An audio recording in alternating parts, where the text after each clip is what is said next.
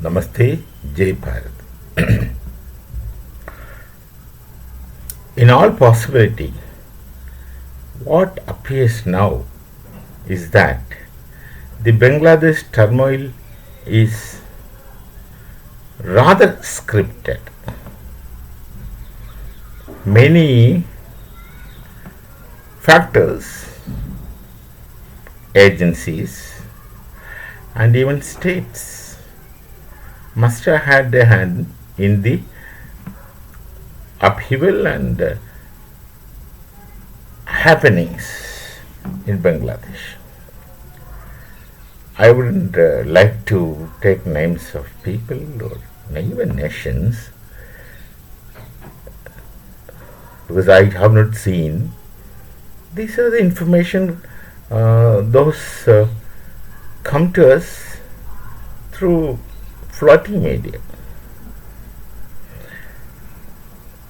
Suddenly, now if you closely look at international politics, you find some people. I mean people or some states or nations are trying to put their people in some other places, their supporters as rulers elsewhere. These things you find many places, and perhaps throughout time. Maybe they have a separate section or wing to do such things. In any case, in Bangladesh, this appears to have been the case. Apparently, there is a person, is a Nobel Prize winner, Nobel laureate, who is actually convicted by the courts of Bangladesh for money swindling and things like that, because he appeared to have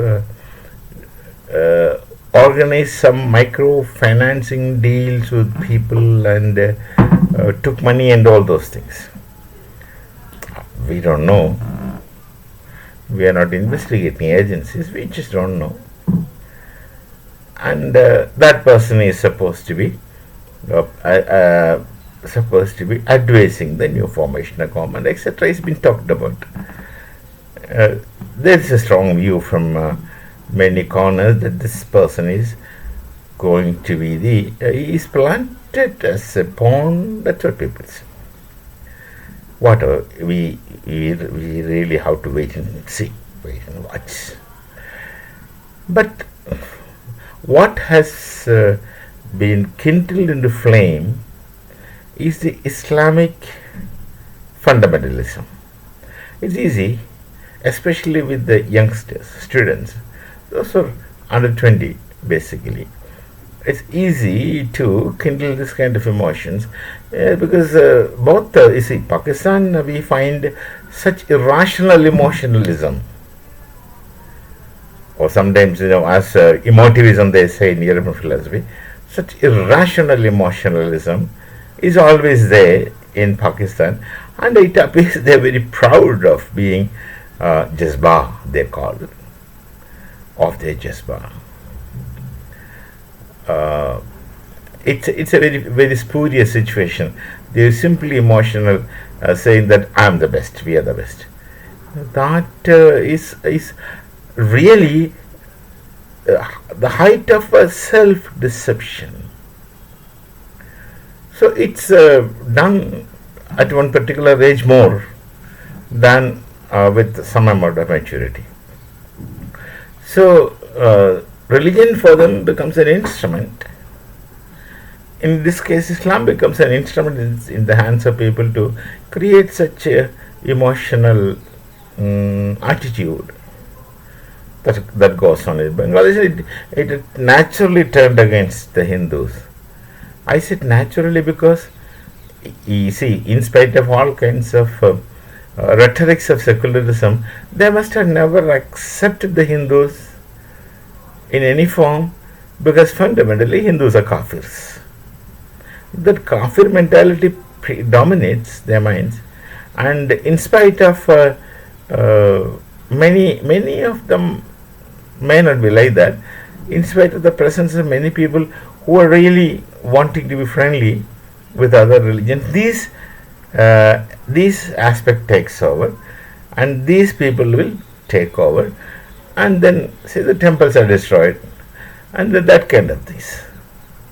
Okay, getting temples destroyed is one thing, but look at the official presidential house and how the people behaves. The anarchy is too good a term to say that it should be called as Jungle Raj in Hindi, or Jahiliyat, of course, in Hindi. But lawlessness, anarchy, you look at the way these youngsters behave. They have such violence, such arrogance, and such hatred kept in their mind all these days. I feel like one would ask this question: are these people like that, or were they all like this? Even stools and chairs have been picked up, and they walk through the street with a chair on the head. They just picked it up from the House of President.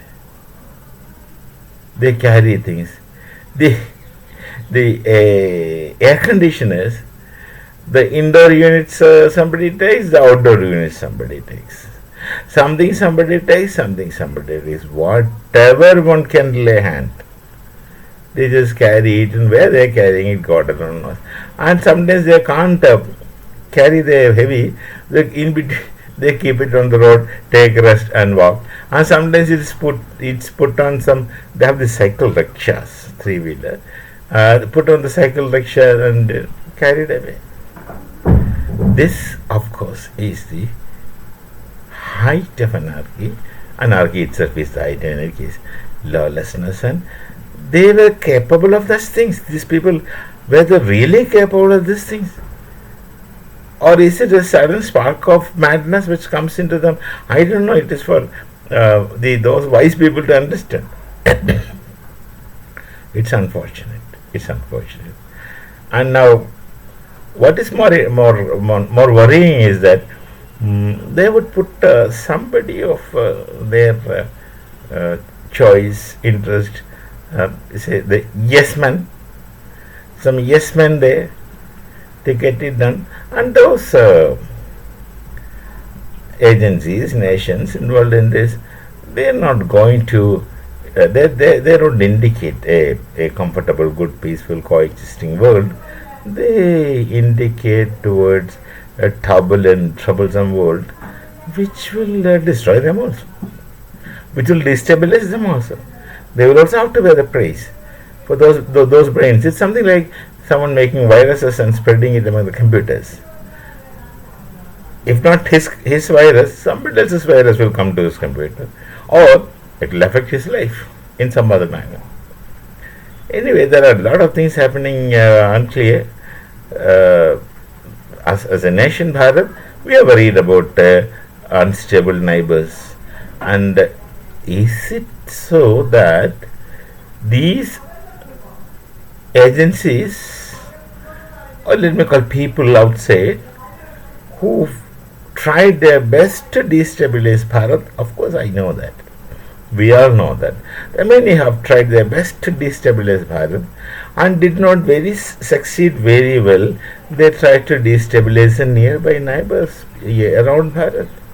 Is it not the case? So one has to think in those directions as well. So we say peaceful world. These people, of course, doesn't allow us to live in a peaceful world, because they themselves do not know what is peace. Otherwise, some people would have not claimed to be peaceful real people. Anyway, this we'll have to wait and watch how things turn out. Maybe till we meet again, I may come with a different thought. Till such time, Namaste, Jai Bharat, Jai Shri Ram.